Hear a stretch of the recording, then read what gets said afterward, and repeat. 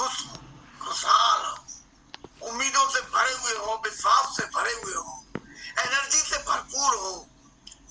हम सबके माननीय गुरुदेव विवेक सक्सेना सर कहते हैं कि हाई एनर्जी बिजनेस है। तो अगर ये हाई एनर्जी बिजनेस है तो इसी समय अपने आप को चेक कीजिए, आपकी एनर्जी कैसी रहती है। आप हाई एनर्जी जोन में रहते हैं या लक्षण जड़ाऊ इमेज लिए घूम रहे हो। लोग आपके विषय में जब उनके जीवन में आपका नाम आता है आप तो उनके दिलो दिमाग में आपकी पिक्चर कैसी वाली बनती है, और ये पिक्चर बनवाना आप ही क्या है। जैसी बातें, जैसा व्यवहार आप करते हो, जैसे आप देखते हो उन्हें, वो वैसी पिक्चर बना लेंगे। ठीक है, आदरणीय जगत बहादुर सर, स्वागत है सर। नेक्स्ट स्टेप पर चल सके तो क्या उनका विजन बोर्ड बन गया या नहीं? क्योंकि बनाने का प्रयास किया बहुत सारे लोगों ने, लेकिन कल ग्रेट लीडर अमरपाल सर ने उसमें बहुत सारा संशोधन किया कि बनाया कैसे चाहता है। परसों मैंने भी बहुत कोशिश की थी कि हम छोटे छोटे स्टेप से शुरुआत करें, हम वो देखें कि हमारे जीवन में सबसे ज्यादा जरूरत किसकी है। एक चीज पर मैंने भी जोर दिया था, फिर से बोलूंगा सारे साथी, अगर हम बार बार उसी पॉइंट पर जा रहे हैं, इसका मतलब समझिए, मेरी नजर में, मेरी पर्सनल, मुझे जितना भी समझ है, पूरी प्रेस्टीज में जो सबसे ज्यादा मुख्य पॉइंट है वो यही है, जिस पर हम लोग अभी 2 दिन से बात कर रहे हैं। हम क्यों प्रेस्टीज कर रहे हैं? अगर हमारा वाई क्लियर नहीं है और वो बड़ा स्पष्ट नहीं है और वो ओरिजिनल नहीं है और वो हमारा खुद का नहीं है तो हम नहीं कर पाएंगे।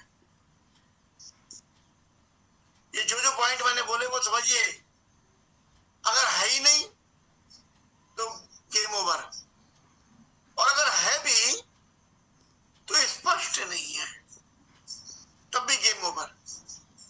स्पष्ट है लेकिन वो ऐसा नहीं है जो वास्तविक हो, या वो मेरा नहीं है।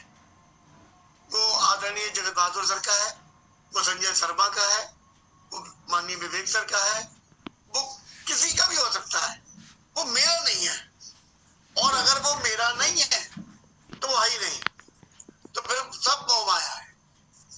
मैं आपको फिर से एक उदाहरण दूंगा, मैंने कल भी ये बात बोली थी, आज फिर बोलने जा रहा हूं।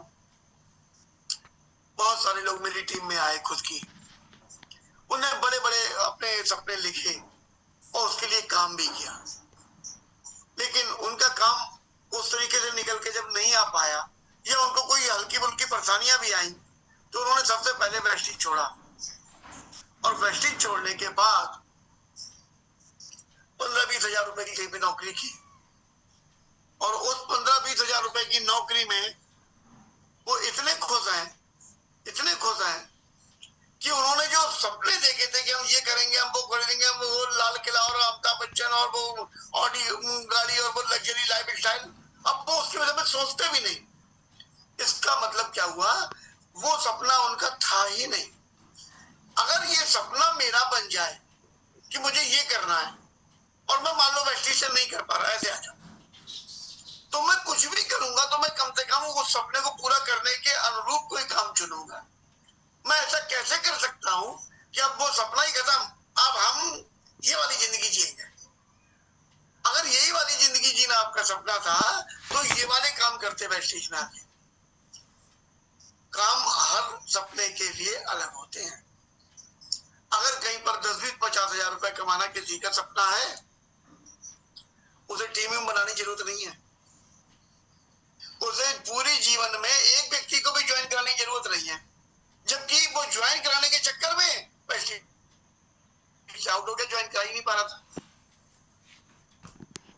ज्वाइन करा लिया